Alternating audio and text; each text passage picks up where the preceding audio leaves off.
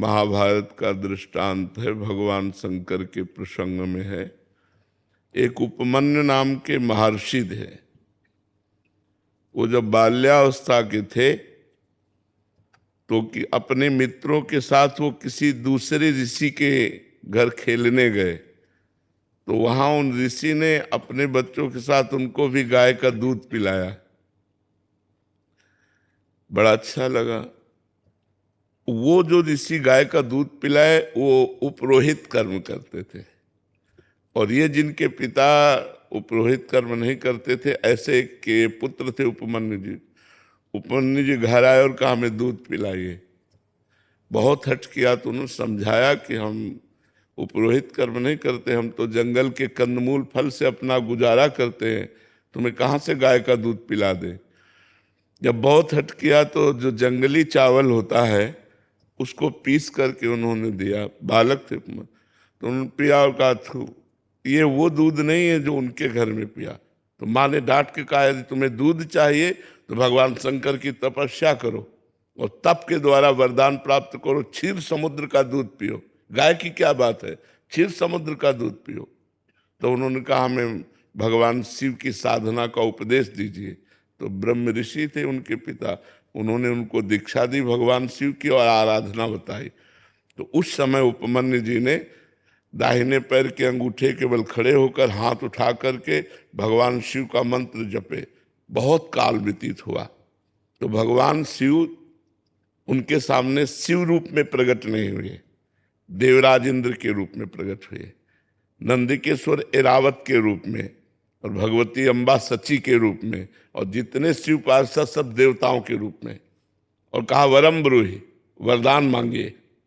तो उन्होंने आँख खोला तो देखा देवराज इंद्र, तो प्रणाम किया और कहा देवराज इंद्र मुझे आपसे कुछ नहीं चाहिए, मैं भगवान शंकर का भक्त हूँ, मैंने भगवान शंकर की आराधना की है, मुझे जो कुछ चाहिए वो शंकर से चाहिए।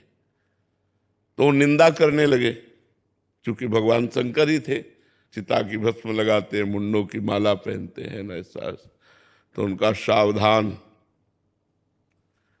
हमारे ही सामने हमारे इष्ट की यदि निंदा करोगे तो हमको असमर्थ मत समझो। मैं ऋषि बालक हूं, अगर शाप दे दिया तो आप भी भस्म हो जाओगे। तो फिर वो निंदा शुरू कर दी, क्योंकि वो भगवान शंकर ही थे ना। तो उन्होंने कहा देवराज इंद्र अगर भगवान शंकर मुझे श्वान बना दें तो मुझे स्वीकार है, और तुम अपना देवराज इंद्र पद देना चाहो तो भी स्वीकार नहीं है। मैंने भगवान शंकर की आराधना की, अब एक भी शब्द अगर भगवान शंकर के प्रति बोले तो मैं दंड देने में समर्थ हूं। फिर वो बोलने लगे, तब उन्होंने अघोर मंत्र का प्रयोग किया। ये मंत्र सिद्ध हो जाए तो किसी के भी ऊपर मारण मोहन वशीकरण उच्चाटन आदि का, इसे अघोर मंत्र कहते हैं। क्योंकि हम सही उपासना से आए इसलिए हमें इसका ज्ञान है। जे ही मंत्र को प्रहार किया जल लेकर के, तो नंदिकेश्वर ने जल को लोप लिया और कहा अपने इष्ट मंत्र से इष्ट पर ही प्रहार करते हो। तो देखा भगवान शंकर नंदिकेश्वर पे विराजमान, उमा और सब शिव पार्षद। तो उनका प्रभु ये क्या लीला थी। तो उनका मैं तुम्हारी अनन्यता की परीक्षा ले रहा था, तुम अनन्य निकले, इसलिए जाओ, रोज तुम्हें क्षीर समुद्र का दुग्ध मिलेगा, और अजरश्चैव अमरश्चैव, और जिस समय तुम मेरा ध्यान करोगे उसी समय मैं तुम्हें दर्शन दूंगा। बहुत वरदान की झड़ी लगा दी।